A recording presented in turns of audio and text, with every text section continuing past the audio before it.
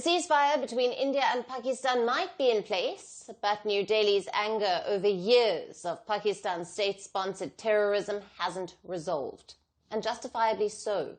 Through certain moves, India is still sending that message.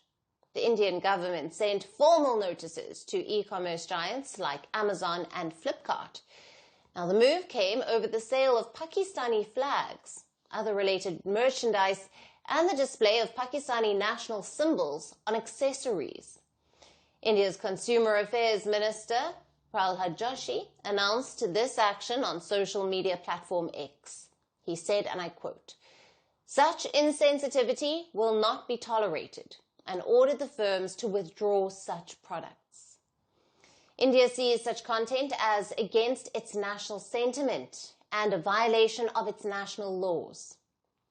Along with Amazon and Flipkart, here's a list of companies that are being called out.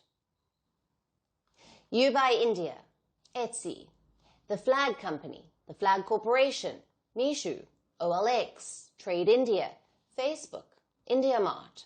All were notified by the government regulator, that's the Central Consumer Protection Authority, or the CCPA.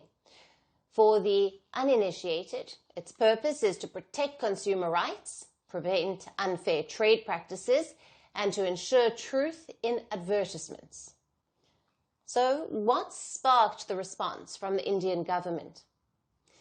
The national trade body, the CAIT, or the Confederation of All India Traders, flagged it. It wrote a letter to Union Commerce Minister Piyush Goyal and flagged listings of Pakistani flags, logo-bearing mugs, T-shirts, which were being sold on Amazon and Flipkart, at a time when India-Pakistan ties remain tense.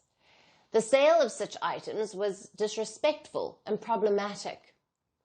That's what the CAIT argued.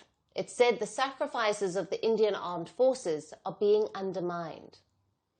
Another item that caught attention was walkie-talkies. They were being sold on Amazon and Flipkart without proper frequency disclosure and licensing information.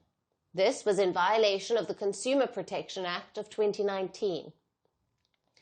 These notices, initiated by the Indian government, make one thing clear for sure.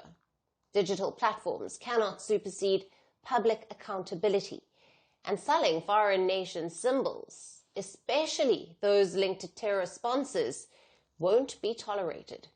India's Operation Sindoor against Pakistan came in response to the April terror attack in Kashmir's Pahalgam. In the tragedy, Pakistan-based terrorists killed 26 innocent civilians. Now that's what prompted India's military response, which was non-escalatory and restrained. It just focused on dismantling terror infrastructure. India's trust deficit still remains deep. For a country still bearing the scars of attacks like the 26/11 and the Pulwama bombing, the Pahalgam carnage was the last nail in the coffin. The notices to these companies were to spell out one simple thing, that India won't tolerate anything that remotely normalizes, celebrates, or platforms Pakistani state symbolism. At Firstpost, we are choosing to hold on to accuracy. That means we won't always be first. We may not get you your breaking alert. But what you will get is what we owe you. And that is the truth. Verified, checked, and cross-checked. We rely on sources and verified ones. After all, that's what separates a journalist from a loudspeaker. But sometimes even we miss a beat. And when we do, we will tell you. Like yesterday, we ran visuals from a registered news agency. That visual turned out to be fake. So we are taking accountability. And from now on, we will cite the source of every visual. Every picture, every video that you see on Firstpost will have a source mentioned. That is our commitment to you. We will wait, we will verify, we will ask again, and only then will we tell you. No noise, no panic, just the facts. Because right now, that is what the country needs most.